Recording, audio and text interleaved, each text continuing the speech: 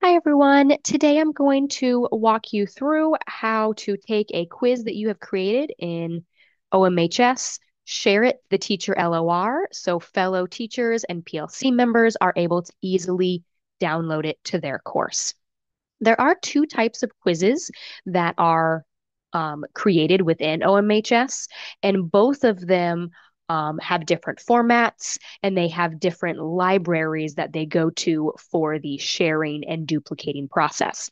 So, the quiz that I am referring to today is the one that you can find in the Manage Quizzes option. So, if you look at your top toolbar, and select the Tools drop down and come here to Manage Quizzes. The quizzes that live here, I typically refer to them as the teacher created ones. Um, this is what we're referring to today.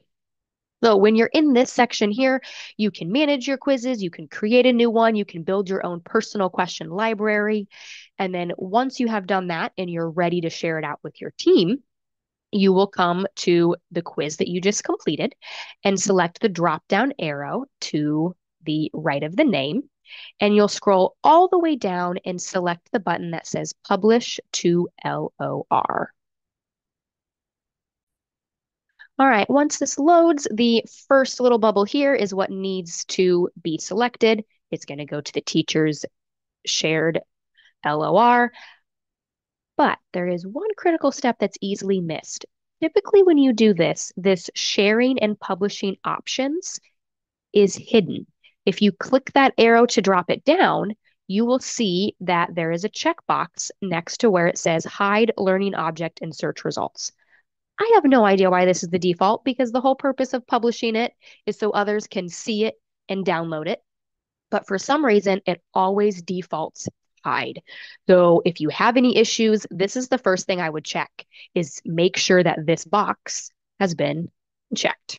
So that way, when your fellow teachers here go to search for it, they can actually find it and download it.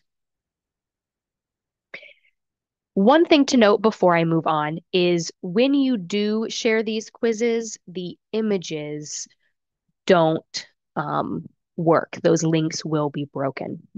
So, although this is a major disappointment, at least if you do have a quiz full of images, your fellow teachers only have to add those back in.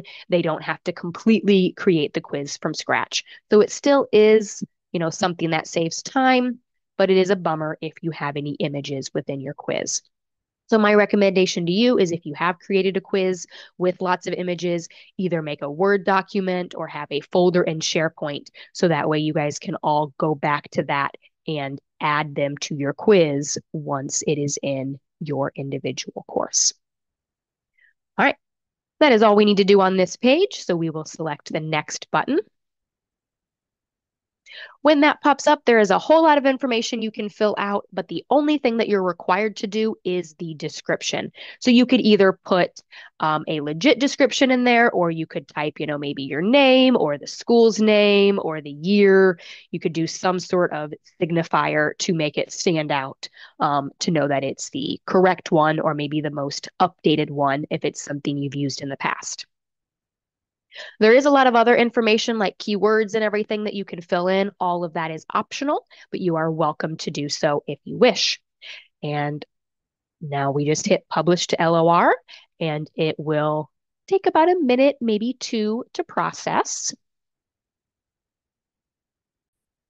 All right, once it's processed, all you have to do is hit done because it will show that it's complete. Now I am going to switch to another course shell to add this to, just for example purposes. So if I now come to 7th grade physical fitness, when you're in the course that you want to add it to, you'll come up to this center banner and click the library drop down. And all of these live in the teacher LOR, teacher LOR. Once that loads, you will search for your quiz. I would recommend just typing in the exact name of and hitting search. You can do the advanced search options if you wish, but I typically find the manual search works just fine. All right, and we can see that I have several different ones here, several different fitness plans that have recently been published. So once you've located it, next step would be to add it to your course. The way that you do that is you click on the drop down button and you can obviously open it or preview it to make sure that it's the right one. But to add it to your course, you click right here where it says retrieve. And then I always import it into your quiz list. Here's the reason why. If we look at the definition underneath, it will keep all of those questions together as one quiz. If you maybe were searching for things and you wanted just a couple questions out of it, then that's where you could do the question library because it'll just download the questions, but you'd have to build your own quiz. So even though that could happen, I don't feel like that's the more likely scenario. So most of the time, what you guys will want to do is just import it to your quiz list and it will import it as a brand new quiz.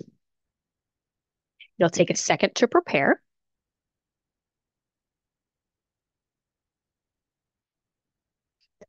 All right. Once you're done, it says that it's complete, so you can hit done.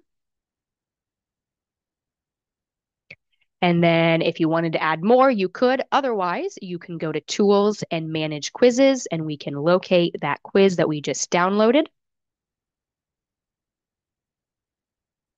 And oh, I see it's right here. I know that one already existed, but I know this is the new one because there are no students attached to it.